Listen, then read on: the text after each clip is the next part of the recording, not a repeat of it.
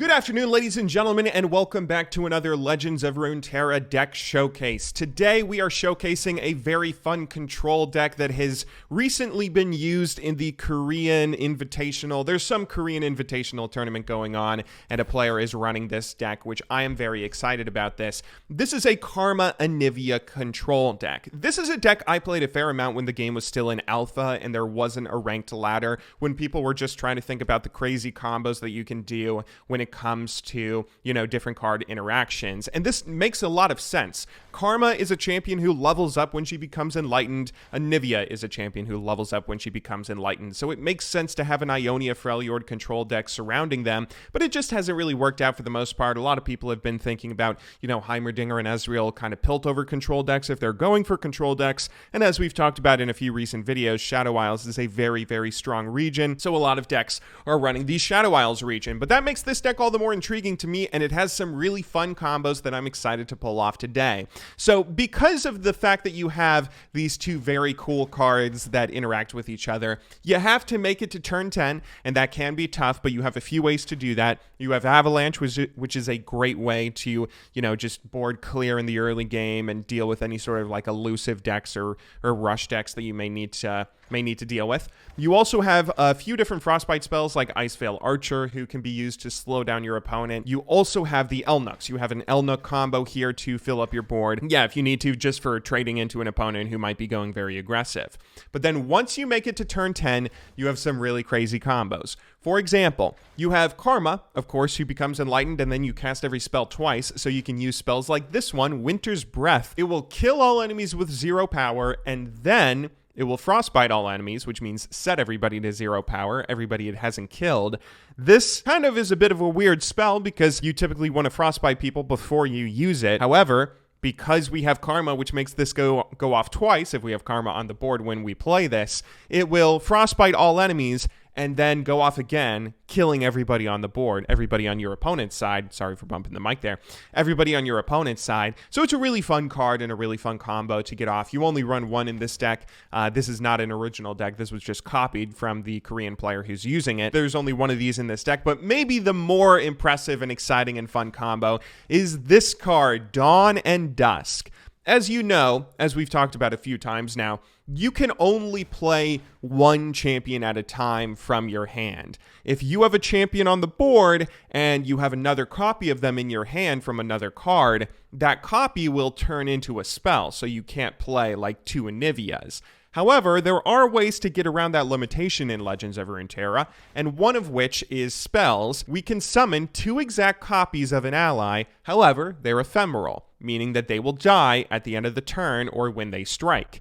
But if we use this on Anivia, when she dies, she turns into the egg Nivea, and then at the start of the next round, if you're enlightened, you will level up and become Anivia again, transforming back into Anivia. So if you use Dawn and Dusk and your opponent doesn't have a way to remove these eggs, or if you just don't attack with the Anivia clones and they don't have something to kill both the Anivias and the eggs, then you're suddenly getting 3 Anivias out on the board. It's a very crazy combo that's really fun to pull off, and I have not been able to, I haven't tried to play this deck yet myself, so I'm excited to do that today. That's what we're going to be doing. We're going to play this in Master Tier, see if we can get some wins, and if it's easy enough that I can give you guys a recommendation. So let's go ahead and jump into game number 1. All right, so for our first game of the day, we're playing up against a Hecarim Elise deck. That is not exactly a fun deck. I mean, that's really good, really meta, really annoying to deal with. Hopefully, we will be able to survive. We get a Troop of Elnuks in our hand here at the start. I will keep him in the mulligan, and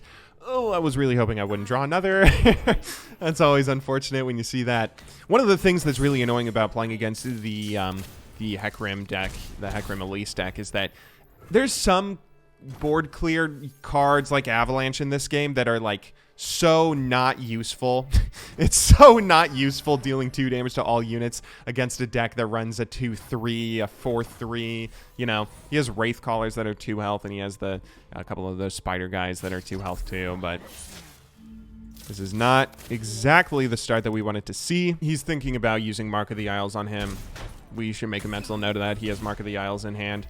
We'll go ahead and use this Catalyst of Eons, though. Next turn, put out a Troop of Elnuks and hopefully get something. Please give me something in my deck. Interesting, Vile Feast. That's going to play into our Avalanche, of course, but I don't want to just use Avalanche to kill off these Spiderlings.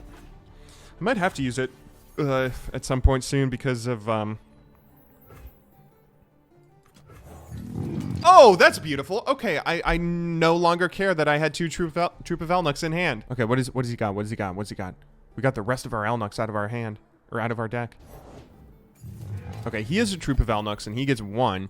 I'm going to just attack with these guys, I guess, because I don't want to trade the 3s. The 3s are going to be really useful to block into his fearsome units. And there we go. That's perfect. Okay, this is going to be it. This is going to be a great game. So we have everything that we could possibly want. We have an advantage on our mana. We have our Karma and our Anivia in our hands, so we don't have to worry about drawing them later on. And we have successfully stopped his rush. We're on turn 4, turn 5, and we're still at 17 health. Okay, if those are the trades he makes, we're fine with that. It doesn't kill anybody, obviously. He does stop us from going face, but that's not really what we're trying to do. We're not trying to go face. The face is not the place for us. We are just trying to get to our late game, which should be pretty easy now. I think I'm going to put a Karma out here. I'll put Karma out so she can start creating spells for us, because we now have enough mana to deny if our opponent tries to use a spell to kill her. If he has Ruination, he shouldn't. I don't think... Although, I don't think I've seen a Freljord Shadow Isles Hecarim Elise deck. Hecarim Elise is something you see all the time. I don't think I've seen it comboed with Freljord, though. I'm almost a little bit worried about that. Does he have anything I'm not thinking about, you know? I gotta think that way. But I don't think he should have a way to remove this Karma. He might have Vengeance, but we can deny that, and that's it. He only has mana for 1 Vengeance. So now we have a really good board. Yeah, you know, Elnuks are interesting cards that can make or break a game for you, and I feel like I see a lot of decks running them because they're so good at times, but I'm a little bit worried about... Yeah. I'm a little bit worried about anytime I see an Elnuk. Like, Elnuks are so RNG. You know, that's something that's a pretty big issue, I feel like, when it comes to playing them, is that they are very heavily RNG reliant, and oftentimes you can end up screwing yourself when playing around with them. That's an interesting card. I'll just attack with the Elnuks here.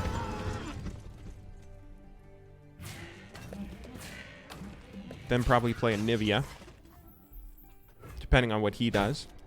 He might just recall whatever it is he plays if he tries to play Hecarim or something. And we will get him down to 12 health. That feels pretty good. Okay, that's not really something I care about, so I'll put the Anivia down now.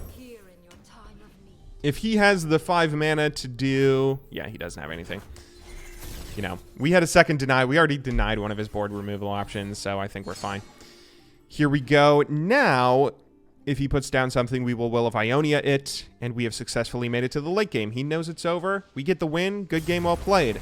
Let's move on into the next game, because that was a pretty easy win. You know, as I was saying towards the end of that last game, it's always a bit of a gamble anytime you play around with an Elnuk combo, because, like, if you get the good RNG off, then oftentimes you can win a game just with the Elnuks, but it really works out well in this deck, because if you're able to get a somewhat decent troop of Elnuks, it's a really solid way for you to stop anyone that's being too aggressive and trying to win the game. Here, we are playing up against a control deck, so this is going to be a nicer matchup for us. I could see this deck working very well against other control decks, I think, because oftentimes when you play against control decks, or just in general, right, when you're playing against any kind of later game scaling decks, you don't have to worry about getting, you know, we don't have to worry about our Elnuks or whatever. But I think this deck could do very well against other control decks, because it's obviously easy to get turn 10.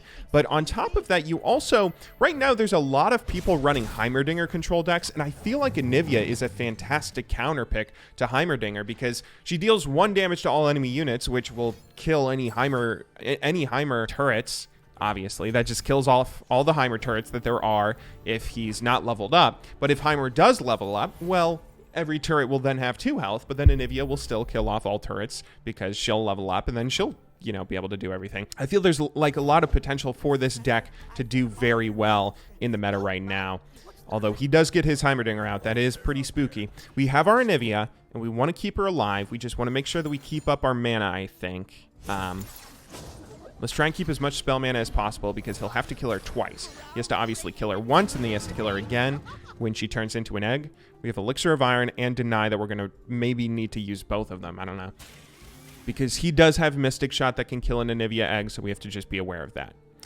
But anyway, we're doing pretty well. We got a Catalyst of Eons off this game, didn't we? So we're ahead in terms of mana. We will hit our level up before he hits his, which might be significant because he's running a Heimerdinger Karma deck, which means that he's going to get a Karma, in theory, will be enlightened later than ours will. Is that the trade he's going? I'm kind of happy with that. It's a pretty good trade for us. He probably got a Discipline of Force from his stupid thing, so he'll use that, which will kill him, and then create another 3/1 Elusive, which is annoying, but it should be fine. This next turn, we might put Karma out on our defensive turn, and then, well, we should put Icefield Archer out first. But we might want to put the Karma out on the defensive turn so she can create a few spells for us before becoming enlightened. Oh, hang on. So we'll get turn 8. It will actually be turn 9. Maybe we'll do that instead. That ramp is going to be really useful, especially because he's not playing a rush deck that's trying to rush us down. I mean, we're in a perfect position to be okay. Skip the block there. And I guess... Hang on. Yeah, we can do Shadow Assassin now. Yeah, let's just do this. Let's do Shadow Assassin and Catalyst of Eons. That'll set us up beautifully. Right, we're on turn 7, so next turn we'll have 8 mana, except we'll actually have 9 mana. Oh, and we get a Mystic Shot out of him. That is beautiful. That is absolutely gorgeous, because now he will not have a Mystic Shot to kill the Anivia egg. He will probably, you know, he probably still has 2 Mystic Shots in his deck, maybe only 1, and he will have Get Excited as well. But this is a pretty solid setup for us. Just need to get Anivia out here, attack with her. That'll clear out everything except for that guy because he has toughness now, unfortunately. Maybe we should put Karma out instead. No, we want the Anivia level up. Although we should probably do Icefield Archer first because we have 9 mana and we can do both of them. And another Catalyst of Eons. Oh, no. Never mind. Hang on. Do we want to do the Anivia here? Anivia will be nice, but we won't have her leveled up or anything anyway. Let's just do the Karma. Let's do Karma and maybe just pass. I mean, we probably want to attack, not actually pass, but maybe not do anything else because we probably want to keep the Elixir of Iron to save the Anivia and keep her alive. We might want to use it on Karma. Either way, we want to have enough mana for Deny this turn in case he does something spooky like that. But yeah, this is probably pretty good. This is probably a pretty good turn, pretty good move, pretty good set of plays. Oh, that's interesting. Is that all he's doing? Oh, he's trying to get a 1/1. Yeah, 1/1. We'll attack with everything. Now, I could use the Elixir of Iron to save this guy from the 1/1, but I don't care. I don't really care enough to do so because if I use the Elixir of Iron, he might be trying to get, you know, he might be trying to use some spells to bait out my denies and then kill off the Karma. Oh, thank you. I want that elusive guy to die. One thing that's kind of annoying about... Okay, never mind. One thing that's kind of annoying about this deck is that there isn't really any board removal for Heimerdinger. You know, Heimerdinger is something you see all the time. I feel like I see him non-stop every single game I play. There's just more and more Heimerdingers that I'm running up against, and he is a very frustrating character to deal with when you don't have, you know, a Get Excited or board removal to be able to deal with him. And on top of that, we also are running a deck ourselves where we don't really have... you know, we don't have anything. We just have our, whatever. Okay, what's he doing? It's kind of annoying, but it should be fine. Because we'll get Anivia out. Yeah, we're just kind of banking on being able to deal with his T-Hexes once he gets those out. He shouldn't have a super easy time getting them out. I'll deny that. He only has 2 cards. I doubt he has another way to deal with Karma, and even if he does, he can't use it this turn. Karma will level up. Oh, that's interesting. That could help us out with that guy. All right, but here we go. So we just have to survive this turn and then get out with Anivia next turn. We might want to put Anivia out this turn, actually. Let's do the Icefield Archer first. Maybe do the Icefield Archer on the elusive guy, if he plays anything. If he doesn't play anything, then we'll just chill. Or did I say that backwards? If he does play something, we'll just chill. Oh, is that a Progress Day? If that's Progress Day, we're kind of screwed. Progress Day is a really good card for him because that will fill up his hand and give him everything that he could possibly need. We do I mean, we have a pretty solid hand here. The thing that's a bit of an issue is that, you know, theoretically he has nothing but spells in hand, and he's going to use his spells, and they're going to be annoying. And hang on, can we? What is that? That's 4. That's 9. That's 6. We want to use Twin Disciplines here, don't we? 6 plus 4 is 10. Yeah. She lives with 1. And now he doesn't have anything. He's trying to get out of T-Hex, I guess. So he'll play the T-Hex. When he plays the T-Hex, we Ice Veil Archer it. Oh, this is beautiful. This is beautiful. You know, I'm having a lot of fun playing control decks. When I first started playing this game, I came from Hearthstone. I came from... Oh, no, I forgot I used my mana earlier. Oh, shoot, I'm dumb. Okay, so we'll have to block him with the thing. And we'll block her with Anivia, may as well. Got to be a little bit careful anyway. Yeah, I started playing Hearthstone. I came from Hearthstone when I first started playing this game, and yeah, we'll do this now and just see what he does. We'll see what he does. This is going to be really interesting. This will kill off anything he has here. Maybe I should have waited. I could have waited. Okay, interesting. See what he does next. Yeah, sorry, I'm getting a little bit confused, or just distracted here. When I first started playing card games somewhat seriously, I played Hearthstone. That was the first card game I kind of took seriously and played for a number of years. And Hearthstone is a game that has a lot of very, very... oh, that's weird.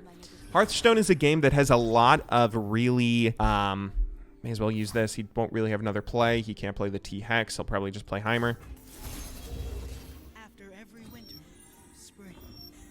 Hearthstone is a game that really lends itself to aggro decks, to decks that are really, really, you know, aggressive, aggro decks, mid-range decks. Anything that's trying to just win the game early on is something that you often see being played in Hearthstone. And because of that, I feel like I don't really have a lot of experience with control decks, and naturally it made me kind of nervous, the idea of playing control decks here in Legends of Runeterra. However, I've been having a lot of fun playing some of these control decks. I think because aggro decks are not quite as good in terms of not being able to choose where they go. I've been having a lot of fun with control decks, and here we go. We get another win with this control deck. I'm having so much fun, dude. Let's go ahead and move on into game number 3. All right, and for our third game, we are playing up against what appears to be maybe another control deck, although I'm not entirely sure. I'm going to keep the Will of Ionia and the 2 Shadow Assassins while mulliganing everything else. I really think Will of Ionia is a really... I mean, it's an interesting card. Just recalling a unit doesn't sound that good when you think about it. Even in a Yasuo deck or something, Will of Ionia for 4 mana, recalling a unit that doesn't even kill it. That seems like a bit of a weird, if not straight up bad card, but it has so much potential when it comes to, like, if it's his attack token and he drops Tryndamere, then I can Will of Ionia it so he has no mana, he doesn't do anything that turn. The next turn, even if he drops Tryndamere or something, he doesn't actually get to really do anything with that either. Because it's not his attack turn. Anyway, not too sure what it is that he is going for. He has a Braum and a Karma and a Tryndamere. I assume that's like one Braum and the bigger focus is on the Karma and the Tryndamere.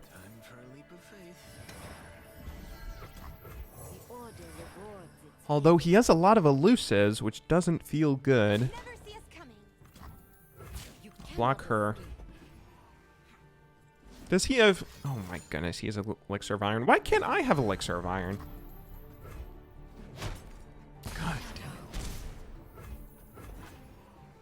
One thing this deck doesn't really have is board clear before you hit your late game.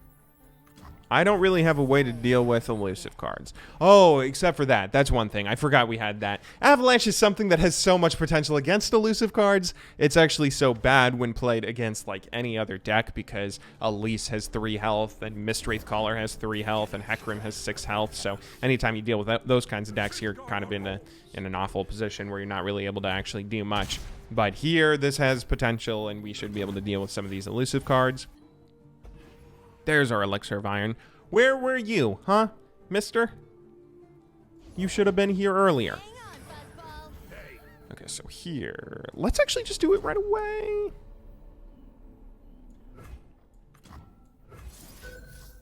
And do this because we're going to be doing it anyway. Yeah, let's do it right away. Even if he was going to play something else, who cares? If we can set up to... Oh, please don't. All right, that's annoying. That's annoying, but it's not a game breaker. Or a deal breaker, whatever.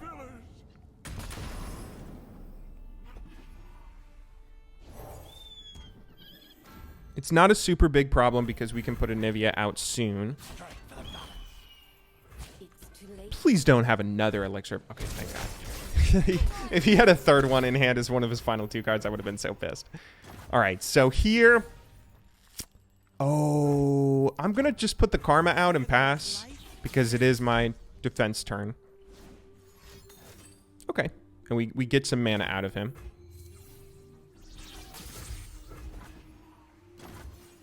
Now let's see if he plays something. Please play something. Okay, that's not exactly what I wanted you to play. I feel like Avalanche is probably the best option here. Killing off the elusive. This is taking 4 damage that would be dealt to our face. It's taking all of that away. We have a Will of Ionia for whatever it is he buffed with that guy. We won't use it on him. We'll wait to use it on the thing that he buffed. I just used the wrong Karma there. He sees that I now have a... that was a mistake. He now knows one of my cards in hand. Because this is the Karma that he recalled. And he will recall this one too. Alrighty then, buddy. You want to be like that? Okay, we'll put Anivia out and attack with her. This is going to be beautiful. Maybe. Kind of depends. I assumed when I saw his deck and I saw the Karma Tryndamere Braum, I assumed he's a late game deck. I assumed he's a control deck, you know, or at the very least a mid-range. But he has been very aggressive with some really, really annoying and kind of frustrating to deal with cards. I'll just pass this, I guess. He's like nothing but elusives. Now I'll attack. Although maybe I shouldn't. It kind of depends. It might not be a bad play. It might be a bad play because we're going to kill off our own Anivia if we Avalanche. Don't want any trouble.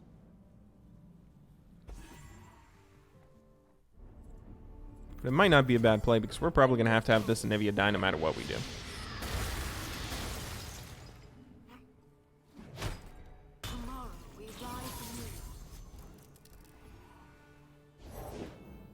Oh, that's what he buffed. Omen Hawk.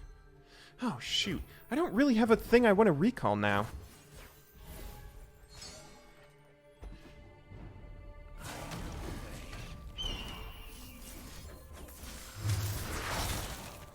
This is so risky, but I'm going to let him take me down.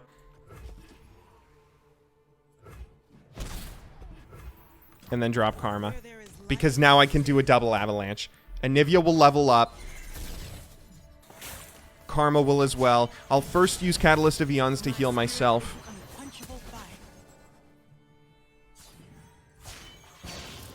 Or wait, do I have the thing that we could do the combo on Anivia. That might lose us the game if we do it. But it's so fun. Oh, and we have Karma too, so we get... Hang on, I didn't even think about this. Dude, what is that board? Do you guys see that? What is that board? That's lethal?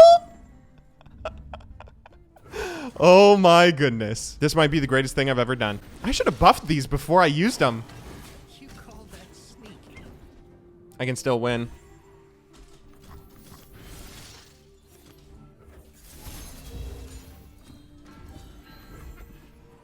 Good game. Well played. Oh my goodness. That might be the best thing I've ever done. Holy moly, that was fun. Okay, there we go. We get the combo off. You know, I can't really help but think this deck does require a fair bit of setup. There is a lot that goes into making some of these combos work, like being able to get to turn 10 and then draw a Dawn of Dusk and also draw Anivia and have her out on the field. We were only able to do that in one of our games today. And, you know, oftentimes you're going to be going up against some of the stuff that's really popular right now because Riot still has to nerf the Shadow Isles region. there's going to be some stuff where some of the early board clear options you have, like Avalanche, won't be enough to deal with some of the aggro and mid-range decks out there. So you'll rely on some stuff like some RNG with Droop of Elnox. You'll rely on getting some of these early game cards that can deal with some of those frustrating things.